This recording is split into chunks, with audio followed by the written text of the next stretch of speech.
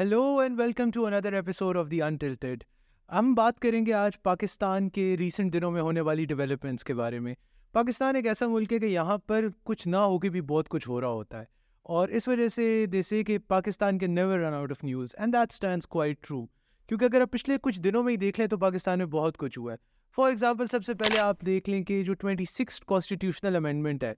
اس کے اوپر اتنی بات چیت ہو رہی تھی، اتنا شور شرابہ تھا کہ کیا یہ پاس ہوگی نہیں ہوگی، اس کے ڈرافٹس میں کیا ہے. گورنمنٹ اپنا ایک ڈرافٹ دے رہی تھی، اپوزیشن اپنا دے رہی تھی، but eventually after a long night in the parliament صبح کے تقریباً 3:30-4 بجے 26 کانسٹیٹیوشنل امینڈمنٹ پاس ہو گئی، اور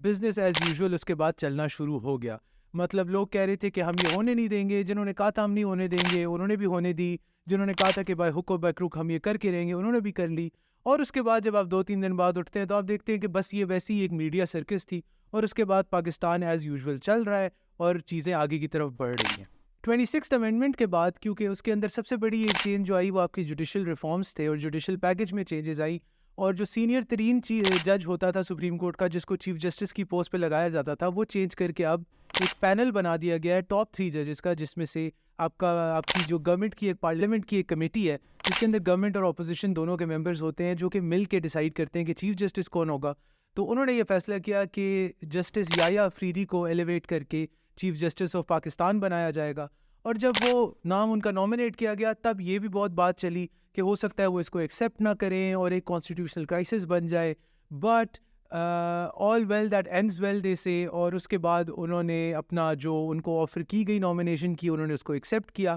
اور پاکستان کے چیف جسٹس کا اوتھ انہوں نے پریزیڈنٹ زرداری سے پریزیڈنٹ ہاؤس میں لے لیا. اس کے بعد جو ایک انٹرسٹنگ چیز دیکھنے میں آئی وہ یہ تھی کہ انہوں نے جو پریکٹس اینڈ پروسیجر کمیٹی کے مطابق انہوں نے جسٹس منیب اختر اور جو سینئر پیونی جج ہیں منصور علی شاہ، ان کو جو ہے وہ اپنے ساتھ رکھا بینچز فارمیشن کے فیصلوں کے لیے. اور یہ گورنمنٹ کے لیے تھوڑی سی پریشان کن چیز تھی، کیونکہ ان کو لگ رہا تھا کہ کیونکہ ہم نے چیف جسٹس اپنی مرضی کا بنا دیا ہے تو ہو سکتا ہے کہ یہ ساری چیزیں اب ہمارے حق میں ہونی شروع ہو جائیں. لیکن میرے خیال سے ایک اچھے جج کا، ایک اچھے جسٹس کا معیار یہ ہوتا ہے کہ وہ کسی کو خوش نہ کرے، وہ انصاف کو خوش کرے اور جو سسٹم ہے اس کو آگے لے کر چلے، بجائے اس کے کہ وہ کسی کو پرسنلی فیور کرے. تو میں یہ کہوں گا کہ پاکستان کے لیے یہ ایک طرح سے بہتر قدم ثابت ہوا. اگر ہم اکانومی کی طرف آتے ہیں تو پاکستان کی اکانومی میں بہتری کی آواز تو ہمیں ہر طرح سے آ ہی رہی ہے، اور ہر طرف سے سنائی دے رہا ہے کہ شاید چیزیں بہتر ہونے لگی ہیں. اور اسی ڈائریکشن میں بڑھتے ہوئے آپ کا جو پاکستان اسٹاک ایکسچینج ہے اس نے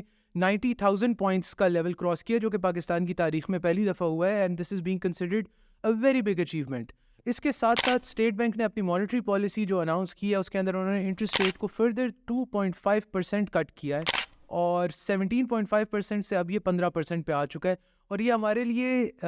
اس نمبر کو دیکھنا اس لیے ضروری ہے کیونکہ ہم 23% سے تقریباً شروع ہوئے تھے اس سفر پہ، اور اب جب آپ کا انٹرسٹ ریٹ تقریباً 8% ڈراپ ہو کے 15 پہ آ گیا ہے تو یہ بزنس ایکٹیویٹی کو واپس زندہ کرنے کے لیے، اس میں جان بھرنے کے لیے ایک بہت امپورٹنٹ قدم ثابت ہو سکتا ہے. اوبویسلی اب اس کے ساتھ اگر انفلیشن میں دوبارہ اضافہ دیکھا جاتا ہے تو اگلی مانیٹری پالیسی جو کہ آنی ہے اس کے اوپر شاید اس کا تھوڑا نیگیٹو امپیکٹ ہو، لیکن گورنمنٹ کا فوکس میرے خیال سے اس وقت یہ رہے گا کہ ہم انفلیشن پہ قابو رکھتے ہوئے انٹرسٹ ریٹ کو نیچے لائیں. کیونکہ جب تک آپ کا انٹرسٹ ریٹ کنٹرول نہیں ہوگا، آپ کی بزنس ایکٹیویٹی، آپ کی انڈسٹری، آپ کی آٹو موبائل انڈسٹری، آپ کی ریئل اسٹیٹ انڈسٹری، یہ ساری واپس اپنے پاؤں پر کھڑی نہیں ہو پائیں گی. جب تک آپ کا انٹرسٹ ریٹ ابھی تو 15 ہے، لیکن یہ جب تک سنگل ڈیجٹ کے قریب نہیں آتا تب تک آپ یہ امید لگائے رکھنی چاہیے کہ چیزیں بہتر ہوں گی. لیکن پراپر بہتری آپ کی آئے گی جب یہ 10% سے نیچے آتا ہے. اور جس طرح سے انڈیکیٹرز آپ کے اکنامک چل رہے ہیں، امید یہ کی جا رہی ہے کہ اگلے 4-5 مہینوں میں ہو سکتا ہے کہ یہ 10% سے نیچے آ جائے.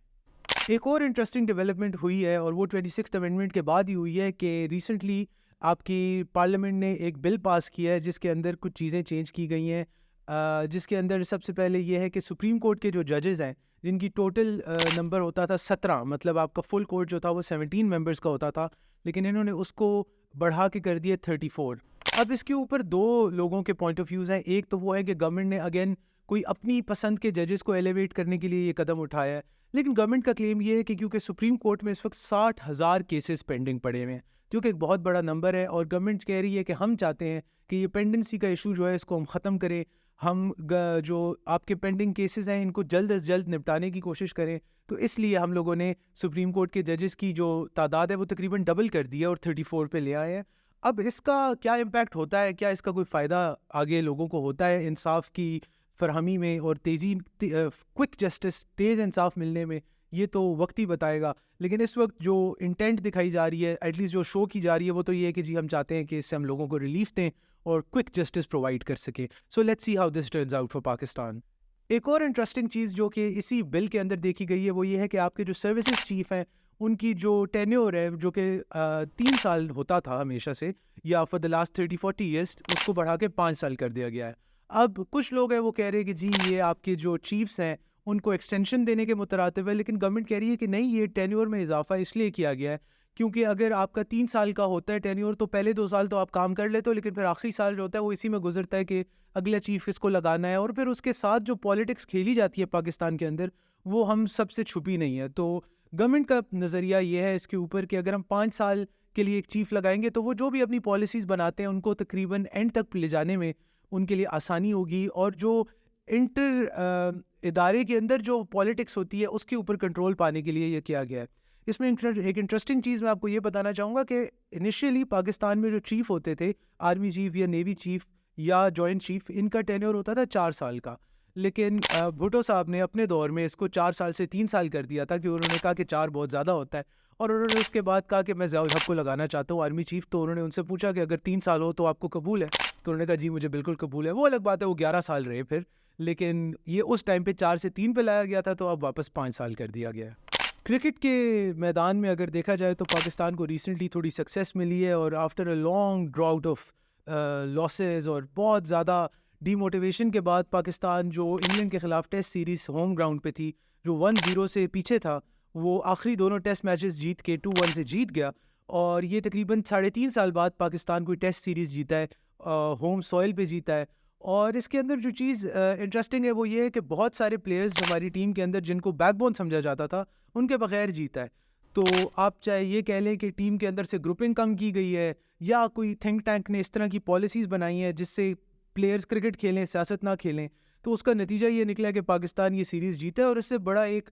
بوسٹ بھی ملا ہے پاکستان کی ٹیم کو, اور اس سے زیادہ پاکستان کے ویورز کو, کرکٹ کو دیکھنے والوں کو, اس کا شوق رکھنے والوں کو, جن کو یہی تھا کہ یار یہ ٹیم تو اب دوبارہ کبھی جیت ہی نہیں پائے گی, تو وہ ہوا ہے. اور اس کے ساتھ ہی آسٹریلیا میں پاکستان نے اپنا جو ون ڈے کھیلا ہے, ایک ٹیم اسپرٹ آپ کو نظر آئی ہے, ایک فائٹنگ اسپرٹ تھی جس کی وجہ سے لوگوں نے اپریشیٹ کیا. So that is a positive, that's a step in the right direction for Pakistan cricket. لیکن یہ جو جرنی ہے, یہ جو سفر ہے, یہ ابھی بہت لمبا ہے, کیونکہ آپ انڈیویژول پرفارمنسز کو یا انڈیویژول اسٹیپس کو لے کے ایک نئی امید نہیں بنا سکتے. آپ کو اسٹرکچرل چینجز کرنی پڑیں گی, اور ان کے اوپر آپ نے فوکس لوز نہیں کرنا. اور پھر ایک ایسی خبر, ایک ایسی نیوز پیس جو کہ پاکستان میں بڑی ہائپ جس کو مل رہی ہے, لیکن لوگ تھوڑے پریشان بھی ہیں, وہ ہے PIA کی پرائیویٹائزیشن. مطلب آپ کی پاکستان کا نیشنل فلیگ کیریئر ہے PIA, اور وہ اس وقت ایسا لگ رہا ہے کہ جیسے آپ کوئی پتہ نہیں لون کا سوٹ بیچنے نکلے ہوئے, کہ جو پروسیس کمپلیٹ ہی نہیں ہو پا رہا. آپ کے پہلے 6 بڈرز آئے تھے اس کے اندر, اور آخر میں جو ہے وہ ایک بڈر رہ گیا, اور وہ تھا بلو ورلڈ سٹی, ایک ہاؤسنگ سوسائٹی ہے. اور the joke it self is کہ مطلب ایک ہاؤسنگ سوسائٹی آپ کی نیشنل ایئر لائن کو خریدنے کے لیے تیار تھی, اور جو PIA کے لیے گورنمنٹ نے منیمم بینچ مارک سیٹ کیا تھا وہ 85 بلین روپیز کا تھا, لیکن انہوں نے جو بہت سوچ بچار کر کے بٹ دی وہ 10 ارب روپے کی تھی, جو کہ کچھ بھی نہیں ہے, کیونکہ PIA کا تو جو منتھلی لاس ہے جو گورنمنٹ پے کرتی ہے وہ 15 ارب روپے ہے. تو اس کے بعد جو ہے وہ بلو ورلڈ سٹی نے کہا کہ جی ہم نے بڑا سوچا ہے, تو یہ 10 ارب روپے ہم دے سکتے ہیں. اور اس کے اندر بھی انہوں نے یہ آفر کی کہ ایسے کریں کہ اس میں سے آدھے پیسے تو آپ ہمارے ساتھ جو ہماری سوسائٹی میں پلاٹ ہے اس میں ایڈجسٹ کر لیں, باقی ہم آپ کو دے دیں گے. تو ایک مذاق ہی ہے جی پاکستان کے ساتھ کہ ایک سوسائٹی جو اپنی سوسائٹی کو ڈیولپ کرتی ہے, اس کے پلاٹس کی ویلیویشن خود کرتی ہے, اس کے اوپر کہتی ہے کہ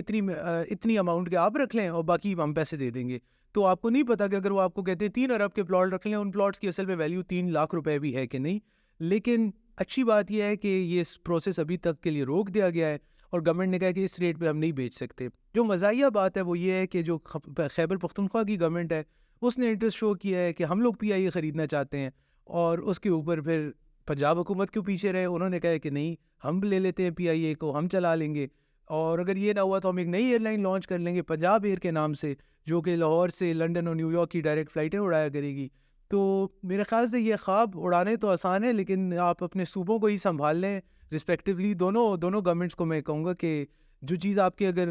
فیڈرل گورنمنٹ سے نہیں سنبھل رہی، جن کے پاس اتنا ریسورس ہے، تو صوبہ آپ جو مطلب اپنے غربت پہ قابو پاؤ، لوگوں کو ایجوکیشن دو، ہیلتھ کیئر اسپتال صاف کرے، بجائے اس کے کہ آپ جی ایئر لائن لینے نکلے ہیں. تو میرے خیال سے جس کا جو کام ہے اسی کو کرنے دیں. اور پاکستان کی ایئر لائن اگر تو نہیں بک رہی تو اس کے حالات پھر گورنمنٹ تھوڑی بہتر کرے کہ اس کے لیے بہتر بڈز آئیں، کوئی انٹرنیشنل کنٹری یا کمپنی اس کو خرید لے تو پاکستان کے لیے بہتر ہوگا. ورنہ جو جس ریٹ پہ یہ بک رہی ہے تو پھر میرے خیال سے نقصان چلانا ہی بہتر ہوگا.